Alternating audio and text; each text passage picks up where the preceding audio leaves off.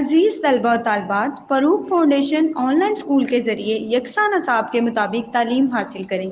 अगर हमारी वीडियोस पसंद आएँ तो चैनल को सब्सक्राइब करें और दोस्तों के साथ शेयर करें और बेल आइकन को लाजमी दबाएं ताकि आइंदा आने वाली तालीमी वीडियोस आप हासिल कर सकें। हमने तलबा व तालिबात के लिए यकसा निसाब के तहत मैट्रिक तक जामे प्रोग्राम पेश किया, जिसकी कामयाबी को देखते हुए हमने FSC और FA का प्रोग्राम शुरू कर रहे हैं। तलबा व तालिबात FA और FSC के तालीम के लिए हमारे तजर्बाकार असातिज़ा से तालीम हासिल करके इम्तहानात में अच्छी पोजीशन हासिल कर सकते हैं। हमारे हर सब्जेक्ट की 5 वीडियोज़ यूट्यूब पर दस्तयाब हैं। अगर आपको हमारी वीडियोज़ पसंद आएँ और अपना कोर्स मुकम्मल करना चाहें तो आप रजिस्ट्रेशन करवाने के बाद हमसे मुकम्मल सब्जेक्ट का लिंक हासिल कर सकते हैं। Assalamu alaikum dear students. Our today's topic is phospholipids. So what is Assalamu alaikum dear students. Hope you all are fine. So our today's topic is about phospholipids. As its name indicate that it contains it contains lipids and along with phosphate group. ठीक है, जैसे यहाँ पर इसका name ही हमें बता रहा है that it contains lipids and the phospho words indicate that it contains phosphate group. ठीक है, so they are basically the derivatives of phosphatidic acid. Phosphatidic acid अब क्या है, यहाँ पे बताया गया which are composed of glycerol, fatty acid and phosphoric acid. What phospholipids contain, they contain composed of glycerol, fatty acids and phosphoric acid. आप लोगों ने पीछे पढ़ा था ना, जो लिपिड्स हैं उनके अंदर ग्लिसरॉल और फैटी एसिड्स होते हैं। जैसे ट्राइग्लिसराइड में आपने पढ़ा था that it contains 3 fatty acids, ठीक है, एंड ग्लिसरॉल तो उसको हम ट्राइग्लिसराइड्स कहते हैं। तो इसके अंदर एक एडिशनल यूनिट है जो कि फॉस्फोरिक एसिड है। ठीक है, मीन्स फॉस्फेट ग्रुप या फिर कह सकते हैं। नाइट्रोजीनियस बेसिस जो इसके अंदर होती हैं वो कौन सी होती हैं, such as choline, ethanolamine and serine are important components of phospholipids. इसके अंदर जो है हमारे पास नाइट्रोजीनियस बेसिस कौन कौन सी होती है, कोलिन, इथेनोलामीन एंड सीरीन। ठीक है, अब इसका जो स्ट्रक्चर है वो थोड़ा सा देखते हैं। They are widespread in bacteria, animal and plant cells and are frequently associated with membranes. ये कहाँ पे वाइडली स्प्रेड हैं, ये बैक्टीरिया के अंदर, प्लांट्स के अंदर और एनिमल सेल्स के अंदर। ठीक है, उनके सेल्स में। और ये जो है एक बेसिक इंपॉर्टेंट यूनिट है सेल मेम्ब्रेन्स का। ठीक है, सेल मेम्ब्रेन्स के अंदर फॉस्फोलिपिड्स प्रेजेंट होते हैं। Phosphatidyl Colin is the most common phospholipids. अब फॉस्फेटिडाइल कोलिन क्या है, ये बहुत कॉमन फॉस्फोलिपिड है। अब इसकी स्ट्रक्चर की बात कर लेते हैं। इसका स्ट्रक्चर कुछ ऐसा है। ठीक है, फॉस्फोलिपिड मॉलिक्यूल ये दिखाया गया, let me okay, this is the phospholipid molecule. ठीक है, इसका एक एंड जो है पोलर एंड होता है, हाइड्रोफिलिक होता है, और जो दूसरा है वो नॉन पोलिक होता है, नॉन पोलर होता है। ठीक है, पोलर एंड मींस हाइड्रोफिलिक। ठीक है, वाटर के साथ ये वाटर के अंदर सोल्यूबल है। Non polar is hydrophilic. Hydrophilic basically होता है वाटर हेटिंग। ठीक है, और हाइड्रोफिलिक का मतलब है वाटर लविंग। ओके, ये इसका फॉर्मूला बताया गया। ये फॉस्फेटिडिक एसिड है। इसका तो जो थर्ड कार्बन है, this one it contains a phosphoric acid. ठीक है, phosphate group. Now our next topic is terpenoids. Terpenoids are very large and important group of compounds which are made up of simple repeating unit isoprenoids unit. अब हमारे पास जो है terpenoids क्या है, ये भी बेसिकली लिपिड डेरिवेटिव्स होते हैं।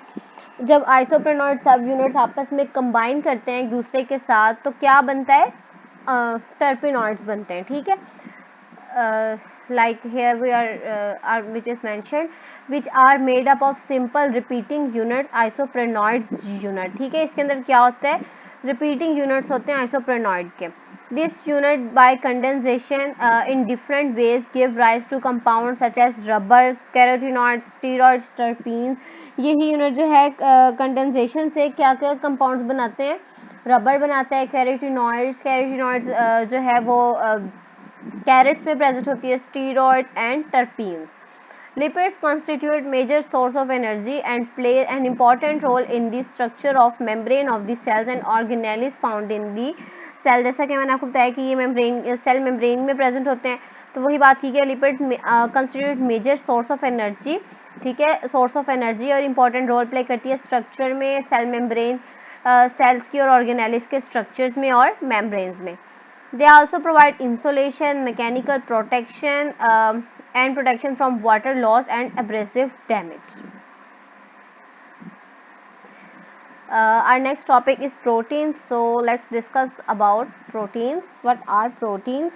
Proteins are the most abundant organic compounds to be found in cells and comprises over 50% of the total dry cell weights. अब जो प्रोटीन है बेसिकली ये क्या है, पॉलीमर्स ऑफ एमिनो एसिड्स हैं, ठीक है।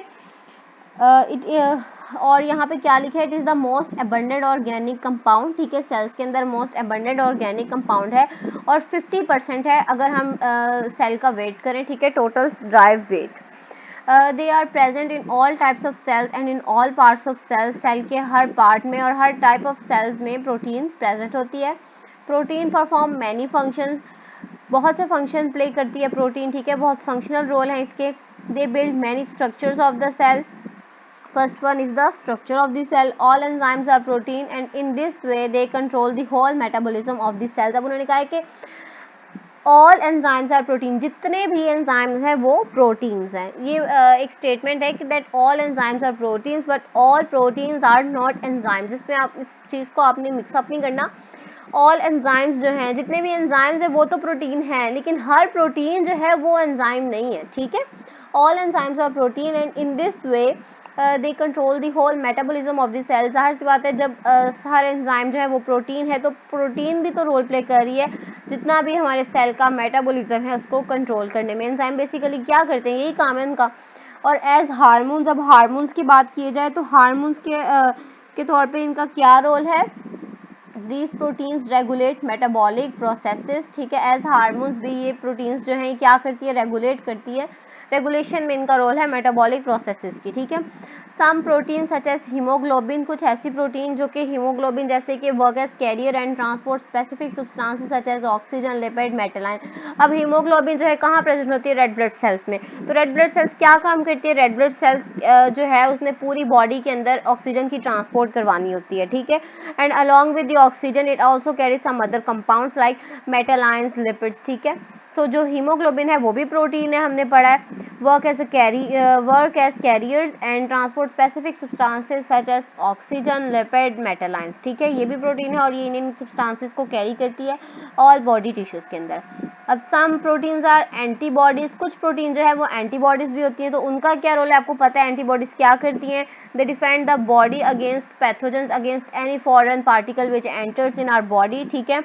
तो कुछ प्रोटीन्स एज अ एंटीबॉडीज उनका रोल है, ठीक है। वो क्या करती हैं, कोई भी पैथोजन जब बॉडी के अंदर आते हैं तो बॉडी के तो उसके खिलाफ वर्क करती हैं, उसको किल करती हैं। अब ब्लड क्लोटिंग जो फैक्टर्स हैं वो भी प्रोटीन है। ब्लड क्लोटिंग प्रोटीन क्या करती हैं, ये बेसिकली जब क्लोट फॉर्मेशन करती है व्हेन एवर जब भी जो है वो लॉस है हो रहा ब्लड का।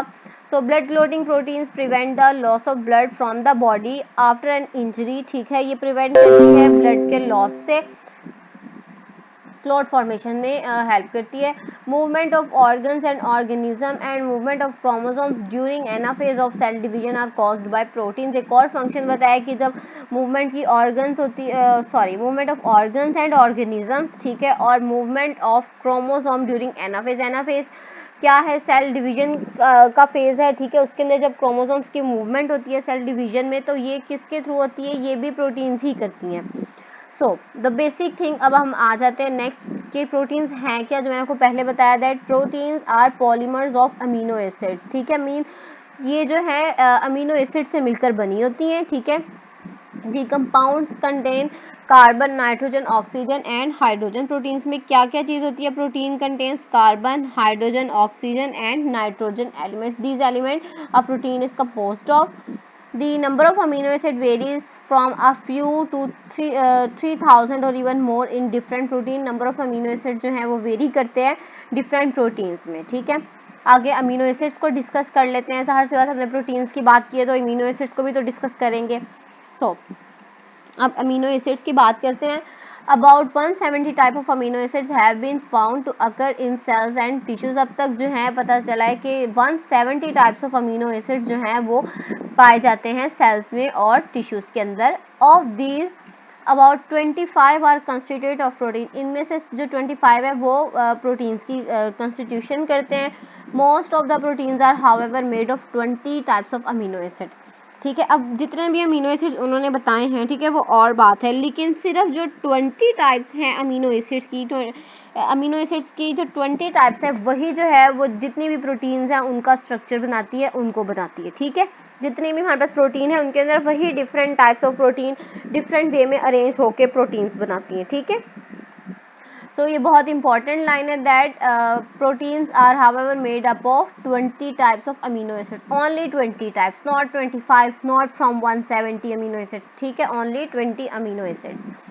All the amino acids have amino group and a carboxyl group. जितनी भी अब हमारे पास अमीनो एसिड्स हैं उनका स्ट्रक्चर कैसा है, उनके स्ट्रक्चर के अंदर एक अमीनो ग्रुप होता है और एक क्या होता है, एक होता है carboxyl group. One is the amino group NH2 and a carboxyl group attach to the same carbon atom. एक कार्बन होता है, ठीक है, उसके साथ ही ये दोनों अटैच होते हैं, which is known as alpha carbon. They have general formula, इसका फार्मूला देख लेते हैं, that this one.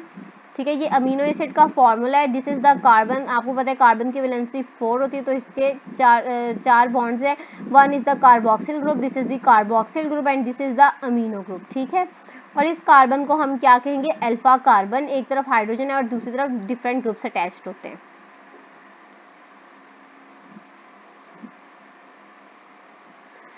R may be hydrogen atom as glycine or CH3 as in alanine or any other group। मैंने आपको बताया कि R की जगह कोई भी अमीनो कुछ भी आगे लग सकता है, उसी से अमीनो एसिड की टाइप जो है वो बन जाती है।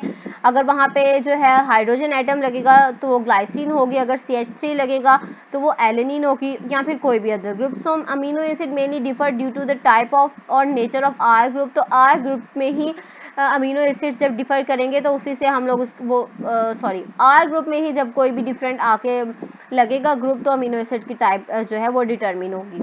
Amino acids are link together to form polypeptide proteins. Amino acids आपस में लिंक करती हैं पॉलीपेप्टाइड प्रोटीन्स बनाने के लिए। The amino acids, the amino group of the one amino acid may react with the carboxyl group of another, releasing molecule of water. For example, glycine and alanine may combine as shown in figure. So let's move on towards the figure. Sorry. So this is the figures. अब उन्होंने कहा है कि कैसे ये जो है आपस में इनकी बॉन्डिंग होती है। तो क्या होता है, one carbon the hydroxyl of carboxyl group of one amino acid, hydroxyl group, ठीक है, ऑफ वन अमीनो एसिड, इसका हाइड्रोक्सिल ग्रुप, ठीक है, and the hydrogen of another amino acid, ठीक है, और इसका हाइड्रोजन। अब ये देखिए, ये ग्लाइसिन का क्या है, हाइड्रोक्सिल ग्रुप, ठीक है, और एलेनिन में क्या है, हाइड्रोजन। और ये हाइड्रोक्सिल ग्रुप जो है ये कार्बोक्सिल ग्रुप का है, एक अमीनो एसिड। अब देखिए हमारे पास दो अमीनो एसिड है, one is the glycine and second one is the alanine. इसके अंदर क्या हो रहा है, इसके अंदर जो कार्बोक्सिल ग्रुप है उसका एक हाइड्रोजन एटम, ठीक है, इसका हाइड्रोक्सिल ग्रुप, और जो दूसरा अमीनो एसिड है उसके अमीनो ग्रुप का, ये अमीनो ग्रुप है ना, NH से शोर है, अमीनो ग्रुप है, इसका हाइड्रोजन आपस में दोनों कंबाइन करते हैं, राइट। वन अमीनो एसिड का hydroxyl group and second amino acid का हाइड्रोजन ग्रुप आपस में कंबाइन करते हैं। इससे क्या होता है, आपको पता है H वो हाइड्रोक्सिल है, OH है, और ये हाइड्रोजन है, तो ये क्या आपस दोनों मिलके बना देंगे H2O। तो ये जब आपस में रिएक्ट करते हैं तो किस चीज़ का रिलीज होता है, रिलीज ऑफ वाटर, ठीक है, और आपस में इनके दरमियान बॉन्ड बन जाता है कार्बोक्सिल ग्रुप और अमीनो ग्रुप के दरमियान इन दिस वे, ठीक है। तो ये किस चीज़ की फॉर्मेशन करते हैं, this bond is known as the peptide bond, ठीक है। इस तरह अमीनो एसिड्स आपस में लिंक करते हैं, ओके। सो यही बताया गया, amino acids are link together to form peptide bond. The amino group of one amino acid may react with the carboxyl group of other amino acid. एक अमीनो एसिड का amino group, उसमें से hydrogen आपस जो है वो bond बनाता है, और रिलीज होता है, और दूसरे अमीनो एसिड का जो कार्बोक्सिल ग्रुप है वो रिएक्ट करता है, ठीक है, उसका कार्बोक्सिल ग्रुप का भी हाइड्रोक्सिल ग्रुप, वो आपस में मिलते हैं और वाटर मॉलिक्यूल का रिलीज होता है। तो ये उन्होंने जो एग्जांपल दी थी वो ग्लाइसिन और एलेनिन की थी। So moving towards the next paragraph, the linkage between the hydroxyl group of carboxyl group of one amino acid and the hydrogen of amino group of another amino acid releases H2O। जैसे मैंने आपको पहले बताया कि एक जो है वो कार्बोक्सिल ग्रुप से हाइड्रोक्सिल ग्रुप आता है और दूसरे अमीनो एसिड की अमीनो ग्रुप में से हाइड्रोजन आते हैं, तो दोनों आपस में जब बॉन्ड बनाते हैं तो इनके अंदर से ये वाटर की रिलीज होती है, ठीक है। एंड CN लिंक, ठीक है, बन जाती है कार्बन और नाइट्रोजन के दरमियान, जिसको हम क्या नाम देते हैं, पेप्टाइड बॉन्ड। जब भी पेप्टाइड बॉन्ड बनेगा आपको पता है फिर कि क्या वाटर की रिलीज होगी साथ। So the resultant compound glycyl alanine has 2 amino acids subunits and is a dipeptide. इसको dipeptide क्यों कहा गया है? Because इसके अंदर 2 amino acids थे, ठीक है। A dipeptide has an amino group at one end and a carboxyl group at the other end of the molecule.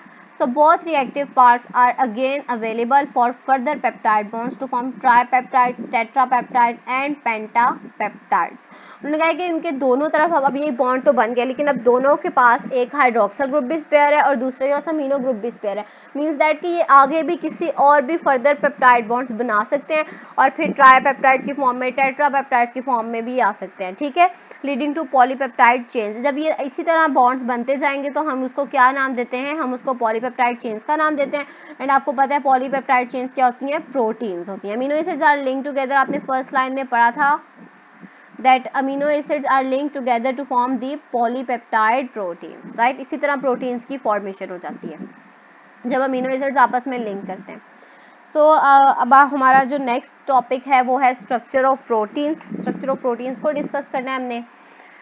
So each protein has specific properties which are determined by number and sequence of amino acids in a molecule, ठीक है, and upon the shape which the molecule assumes as the chain folds into the final compact form. There are 4 level of organization which we discussed below, ठीक है। इन्होंने अब क्या कहा है कि सबसे पहले जो प्रोटीन है उसकी जो प्रॉपर्टीज है वो किस तरह डिटरमिन होती है, उसके अंदर जो सीक्वेंस होती है अमीनो एसिड से, उसी एक प्रोटीन की प्रॉपर्टीज जो है वो डिटरमिन की जा सकती है, ठीक है, उसकी शेप से, उसकी मॉलिक्यूल्स की जो शेप है वो।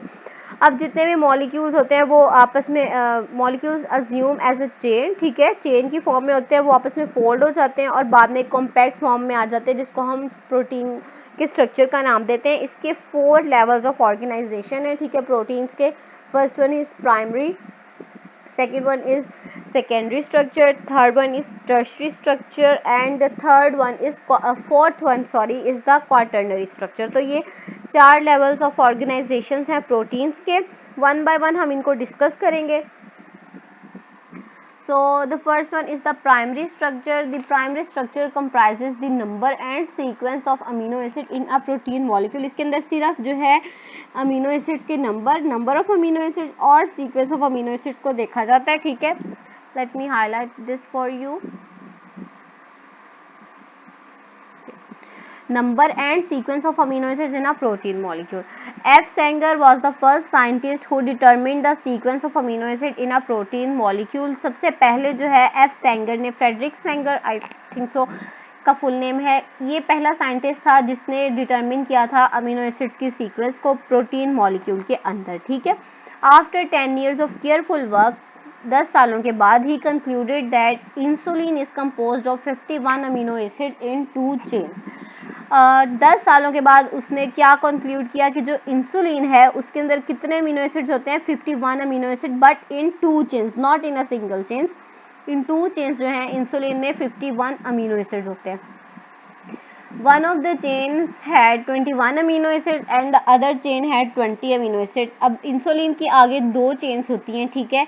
टोटल इंसुलिन में कितने अमीनो एसिड्स उसने बताया, 51 अमीनो एसिड्स बताया, ठीक है। लेकिन आगे उसके ये उसने कहा है कि 2 चेन्स के अंदर होती हैं, एक चेन के अंदर नहीं बताया, टोटल उसने बताया। तो इंसुलिन की आगे फर्दर 2 चेन्स होती हैं, one is the alpha chain and the second one is the beta chain. अब जो अल्फा चेन है उसके अंदर 21 अमीनो एसिड्स हैं एज मेंशनड हियर, एंड जो बीटा चेन है, जो सेकंड चेन है, उसके अंदर कितने हैं, 30 अमीनो एसिड्स, ठीक है। And they were held together by disulphide bridges. और प्राइमरी स्ट्रक्चर्स में क्या होता है, डाइसल्फाइड ब्रिजेस के थ्रू आपस में ये कंबाइन करते हैं। Haemoglobin is composed of 4 chains. अब जैसे सेकंड हीमोग्लोबिन की भी उन्होंने एग्जांपल दी है कि हीमोग्लोबिन में क्या होता है, हीमोग्लोबिन भी 4 चेन्स कंसिस्ट होती हैं, उसके अंदर भी haemoglobin is also composed of 4 chains.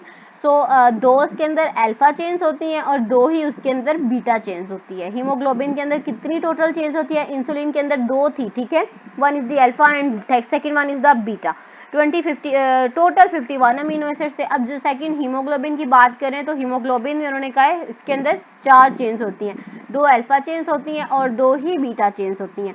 So each alpha chains contains 141 amino acid. जो एक अल्फा चेन है वो 141 अमीनो एसिड्स उसके अंदर प्रेजेंट होते हैं। मींस जो दोनों को कंबाइन करेंगे तो 282 अमीनो एसिड्स होंगे। दोनों अल्फा चेन्स की बात कर रही हूँ, ठीक है।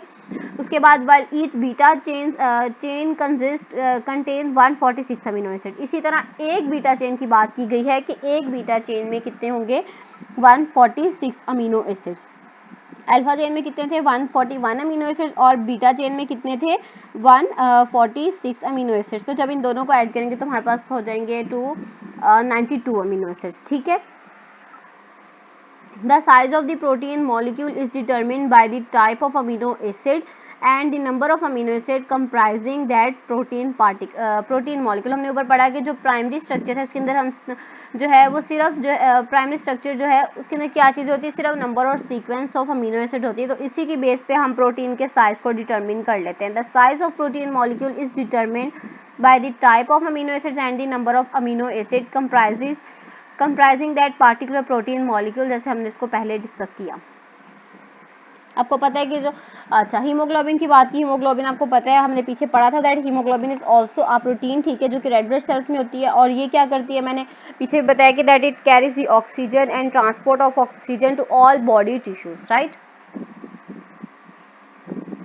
ये स्ट्रक्चर बताया है हीमोग्लोबिन का। Haemoglobin is globular protein basically but it contains 4 chains, 2 alpha chains and 2 beta chains. ये हीम ग्रुप बताया गया है और ये वैसे कैराटीन फाइबर फिब्रस प्रोटीन का बताया गया है। So let's move towards the next thing. Okay, now we know that there are over 10,000 proteins in human body which are composed of unique and specific arrangements of 20 types of amino acids। मैंने आपको पीछे भी बताया कि जितने भी उन्होंने amino acids बताए उनमें से सिर्फ जो 20 अमीनो एसिड्स हैं वही जो है अरेंजमेंट आपस में करके तो 10,000 प्रोटीन्स ह्यूमन बॉडी में बनाती हैं, ठीक है। वही 20 अमीनो एसिड्स जो हैं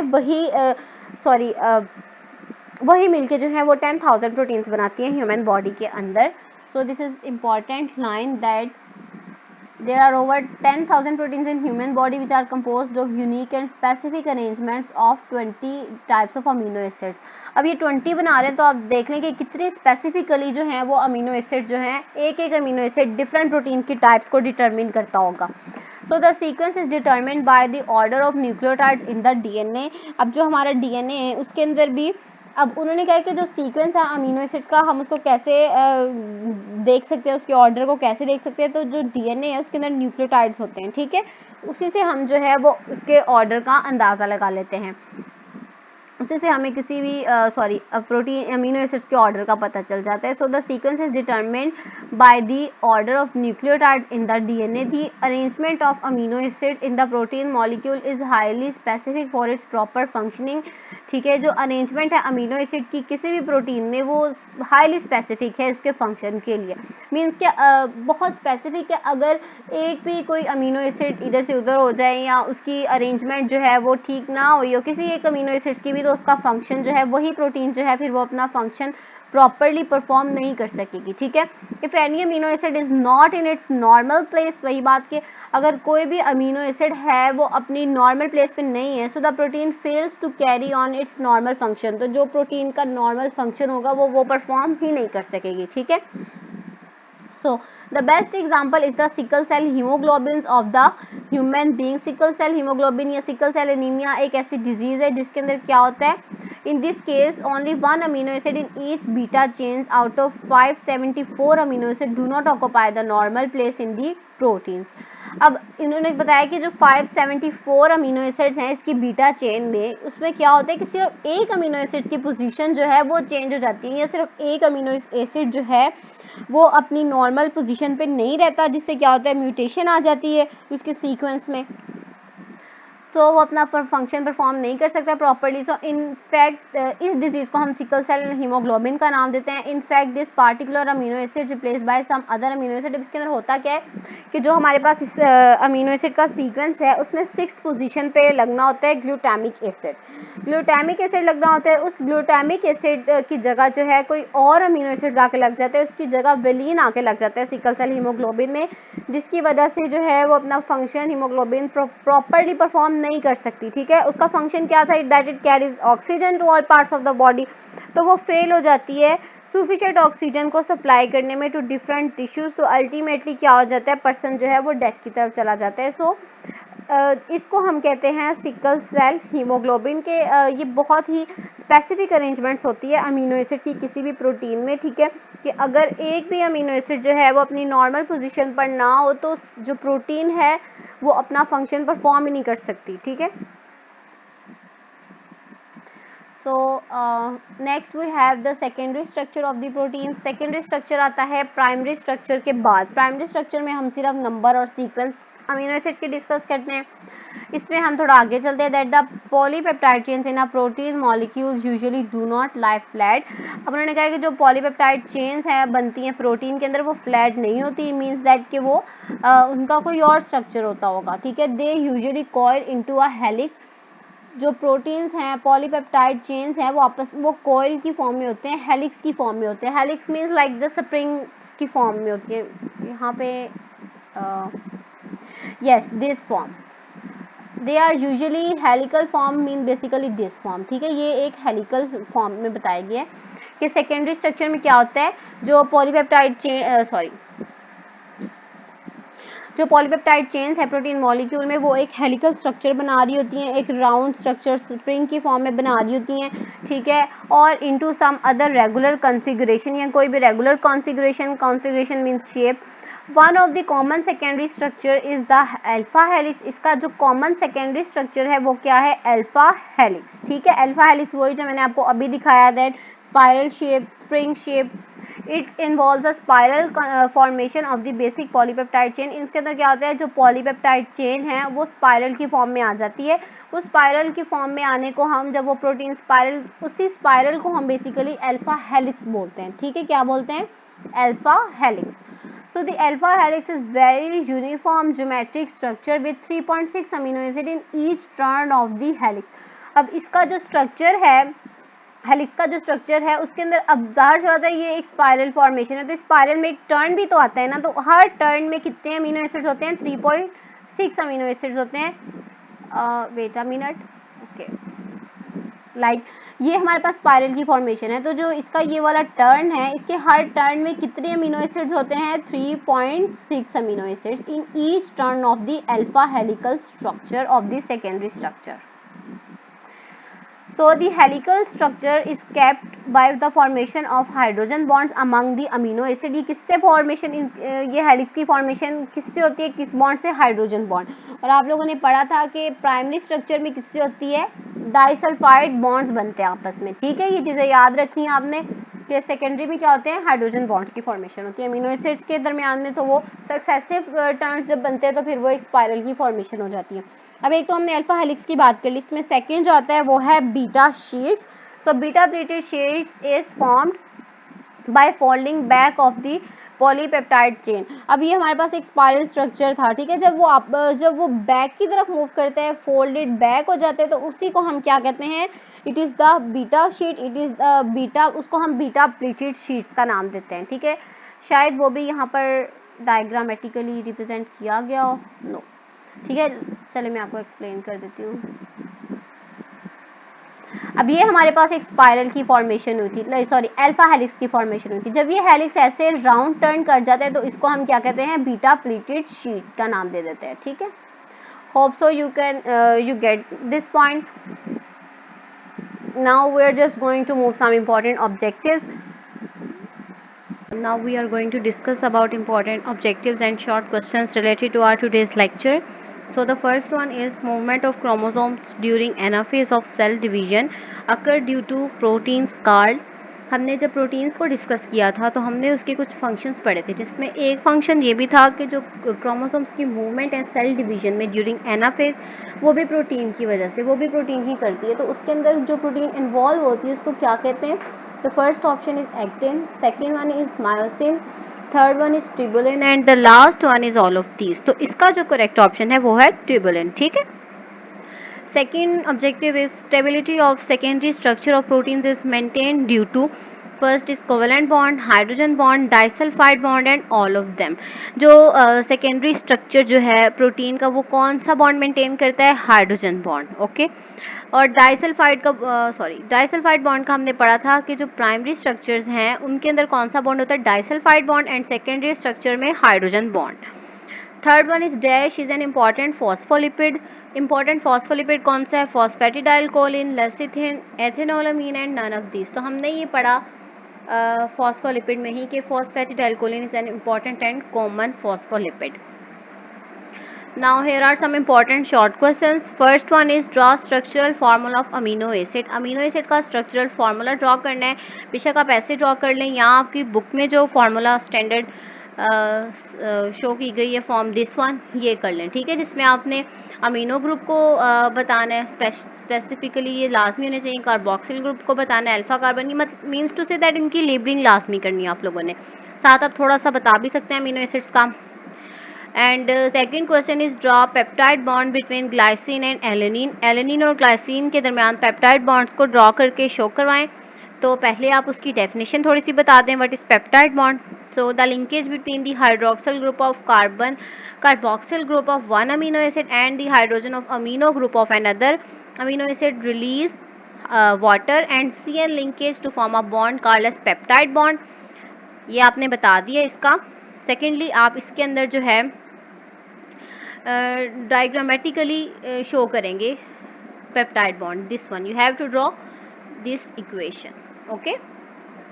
ज़्यादा मुश्किल नहीं है, अगर आपको समझ आ गई है तो इसमें कोई मसला नहीं है। Third question is write down functions of protein. Protein के फंक्शंस बताएं। हमने प्रोटीन के ही टॉपिक में पढ़ा that they build many structures of the cell, all enzymes are protein. और ये मेटाबॉलिज्म को कंट्रोल करते हैं और एज अ हार्मोन्स ये रेगुलेट करते हैं मेटाबॉलिक प्रोसेस को। फिर कुछ ऐसे प्रोटीन्स भी हैं तो कुछ प्रोटीन सच एज हीमोग्लोबिन जो है वो as a carrier protein transport करता है स्पेसिफिक सब्सटेंसेस की। ठीक है। And the fourth question which is the last question is what are phospholipids. जिसमें आप फॉस्फोलिपिड्स का बताएंगे कि phospholipids are derivatives of phosphatidyl choline and which are composed of glycerol, fatty acids and phosphoric acid, ये भी बताएंगे। And phospholipid had a polar head which is hydrophilic and non polar tails hydrophobic. ठीक है। और साथ example दे दें that phosphatidyl choline. Okay. This is all about today. Thank you very much. अल्लाह हाफिज़।